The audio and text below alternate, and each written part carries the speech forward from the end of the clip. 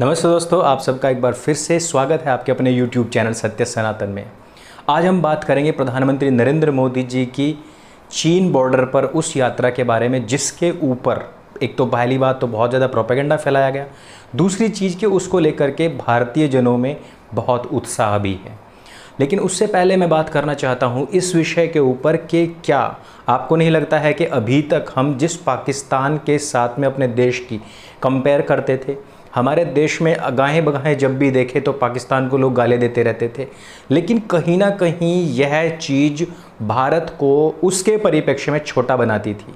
कहाँ एक छोटा सा पिद्दी सा देश पाकिस्तान, जिसका क्षेत्रफल की दृष्टि से देखें तो हमारे कई सारे राज्यों से छोटा, अगर उसकी आबादी को देखें तो हमारे कुछ राज्यों से छोटा, यदि उसकी जीडीपी को देखें तो हमारे कुछ राज्यों से उससे कम जीडीपी उस पूरे के पूरे देश की है। दूसरी बड़ी बात कि एकदम जाहिलों का देश है। वहाँ जिस देश में किसी को भी आज तक नोबेल पुरस्कार ना मिला हो, वो देश जिसने आज तक किसी भी क्रांति में कोई योगदान ना दिया हो, वो देश जिसको सिर्फ़ और सिर्फ ये टुकड़ा जो भूमि का है एक भीख के बदले मिला हो, वो देश जिसने अभी तक कोई इन्वेंशन ना की हो सिवाय आतंकवाद के, वो देश जो हमेशा कटोरा लेकर के दूसरे देशों के सामने खड़ा रहता है, वो देश जिसमें घुसकर के चीन उसके नागरिकों को पीटता है, इवन चीन की महिलाएं आकर के पाकिस्तान के अंदर पाकिस्तान के ही लोगों को उनकी दुकानों में घुसकर के पीट देती हैं। इस तरीके के वीडियो हम सोशल मीडिया पर रोज़ाना देखते ही रहते हैं। वो देश जिसके रेस्टोरेंट्स में चाइना सुअर का मांस मुसलमानों को खिला देता है, और वो देश जो कि चाइना के उन रेस्टोरेंट्स के ऊपर जुर्माना तक नहीं लगा पाता है, उस देश के साथ में यदि भारत की कंपैरिजन हो तो ये भारत के लिए ही बहुत ज़्यादा तौहीन की बात थी। जबकि दूसरी तरफ पाकिस्तान की वैश्विक स्तर पर छवि बड़ी बनती है कि एक छोटे से देश ने इतने बड़े देश भारत को उस नाक को चने चबा रखे हैं और उसको देखे नाक में दम कर रखा है। चाहे हम अपने देश में बैठ करके कुछ भी बात करें, लेकिन पाकिस्तान जिस तरीके के नैरेटिव पैदा करता है, जब देखिए यही चलता रहता था कि भारत पाकिस्तान का आमना सामना, भारत पाकिस्तान की ये टक्कर वो टक्कर। अरे भाई, जो हमारे पासंग में नहीं है उससे हमारी कंपेयर करना है तो हमारी तौहीन हुई। अब आकर के मुद्दा थोड़ा ठीक सटीक बैठा है, और ये मोदी और उनकी जो टीम है उन्होंने बहुत अच्छे तरीके से पूरा का पूरा जो मूवमेंट पाकिस्तान के खिलाफ, जो भारतीय जनता का पूरा फोकस पाकिस्तान की तरफ था, उसको मोड़ करके चाइना की तरफ वो ले आए हैं।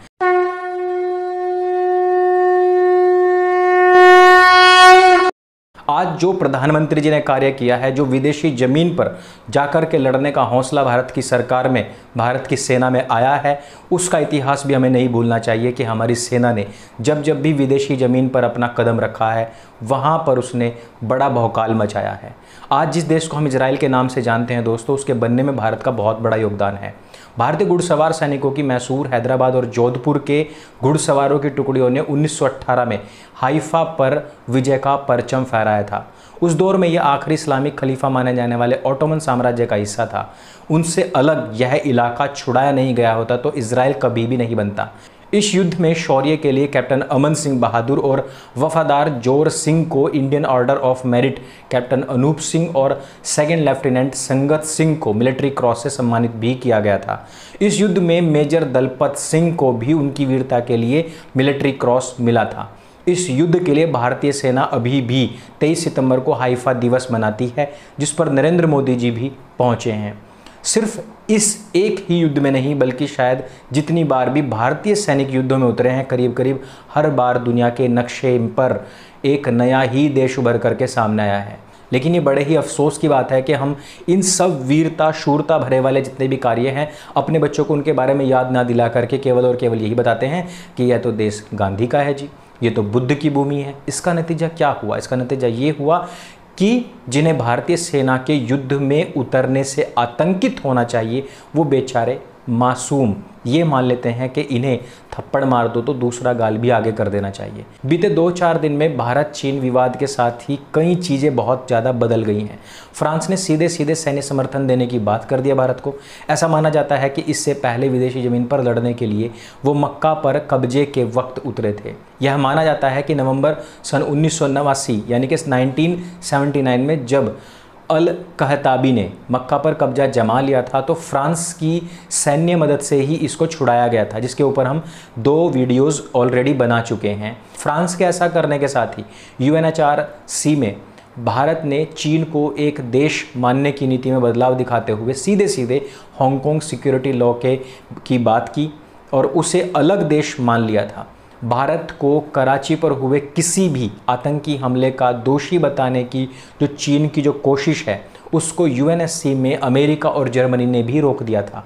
टिकटॉक और दूसरे एप्लीकेशंस पर भारत में जब प्रतिबंध लगाया गया था, जहां एक तरफ US ने इसको जायज़ बताया था, वहीं दूसरी तरफ उन्होंने खुद भी चीनी कम्युनिस्टों की कठपुतली होने की वजह से हुआई कंपनी पर पूरी तरीके से प्रतिबंध लगा दिया था। UK ने एक कदम और आगे जाकर के हांगकांग के लोगों को अपने यहाँ पर 5 साल की शरण देने, जिसके बाद वो नागरिकता भी ले सकते हैं, इसकी बात कही थी। यानी कि जब जब भारत ने कोई भी इनिशिएटिव लिया है तो दूसरे देशों ने भी उसके ऊपर काम किया है। भारत का आज की तारीख में पूरे वैश्विक पटल पर एक दबदबा है।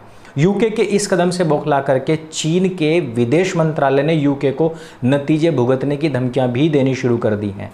परंपरागत रूप से चीन का करीबी माने जाने वाले रूस ने S-400 मिसाइल डिफेंस सिस्टम की आपूर्ति समय से पहले कर देने की ही बात करी है।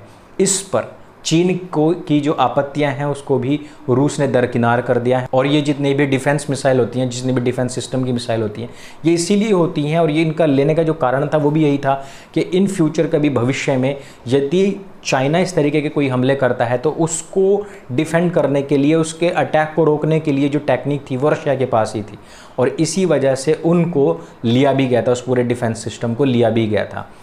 यानी कि शीत युद्ध के दौर से कहीं आगे निकल करके भारत अब फ्रंट फुट पर खेल रहा है। अब हो सकता है कि कुछ लोगों को फिर से पेट में दर्द हो कि प्रधानमंत्री नरेंद्र मोदी जी ने तो पिछले कार्यकाल में बहुत सारे ताबड़तोड़ विदेशी दौरे किए थे, लेकिन ये नतीजा उसी बात का है कि उन्होंने जो अपने सामरिक मुद्दे थे, जो अपने वैश्विक पटल पर जो उनकी छवि थी, उसको बनाया भी है और अपने दोस्ती भरे जितने भी उनके जो हमारे रिश्ते होते हैं उनको मजबूत किया है। इन सब के बीच US ने नेशनल डिफेंस ऑथराइजेशन एक्ट भी पास किया है। इससे अब वो गाउम द्वीप पर भारतीय, ऑस्ट्रेलियाई, जापानी पायलटों को प्रशिक्षण भी दे रहे हैं ताकि जो हमारी सैन्य शक्ति है उसके साथ में भी एक दूसरे के सैन्य शक्तियों के साथ मिलकर के एक जो नए तरीके की युद्ध नीति है उसके लिए भी हम तैयार हो रहे हैं। ये द्वीप ऐसी जगह पर है जहाँ पर चीन बहुत नज़दीक है। पिछले दिनों हमने देखा भी था कि चीन के बॉर्डर के नज़दीक जाकर के भारतीय सेना ने अपना अभ्यास भी किया था। थोड़े दिन पहले जो ऑस्ट्रेलिया के प्रधानमंत्री भारतीय प्रधानमंत्री को शाकाहारी समोसे खिलाने की बात करते हुए ट्वीट करते नजर आते थे, वो सैन्य क्षेत्र में निवेश को 40% तक बढ़ा रहे हैं। ऑस्ट्रेलिया के साथ चीन के व्यापारिक रिश्तों में हाल में आई जो खटास है, कुछ अखबारों के कोनों में वो दिखाई भी दी है। वो सीधा माल नहीं खरीद रहे हैं तो जाहिर है वहाँ भारतीय निर्यातकों के लिए एक नया बाजार भी अपने आप ही तैयार हो गया है। इसी सारी उठापटक के बीच में प्रधानमंत्री का लेह लद्दाख पहुंच जाना सेना के लिए कैसा होगा इसके बारे में भी कुछ कहने की ज़रूरत नहीं है। जाहिर सी बात है, जहाँ एक और इधर की सेना का मनोबल बढ़ रहा है, वहीं दूसरी ओर चीन के मारे गए सैनिकों की गिनती ना बताना भी अपने आप में ही बहुत कुछ कहता है। अगर नुकसान कम हुआ होता तो सिर्फ एक सेना नायक रैंक के मारे जाने को स्वीकार करके नहीं छोड़ते, आराम से कहते कि हमारे तो इतने ही मरे हैं, एक भी ज़्यादा नहीं मरा और एक भी कम नहीं। ट्रेनिंग के लिए मार्शल आर्ट्स के प्रशिक्षकों का भेजा जाना भी काफ़ी कुछ बताता है कि उनका जो डिफेंस सिस्टम है वो इतना मजबूत नहीं है, जबकि हमारे जो भारतीय सैनिक थे उन्होंने तो उनको हाथ और लात से ही मार मिटाया था। पुराने दौर में दिल्ली दूर बीजिंग पास कहने वाले तथाकथित हमारे जो नेता हैं पता नहीं किस बिल में छिप बैठे हैं। ऐसे मामलों पर उनकी टिप्पणी बहुत रोचक होती है।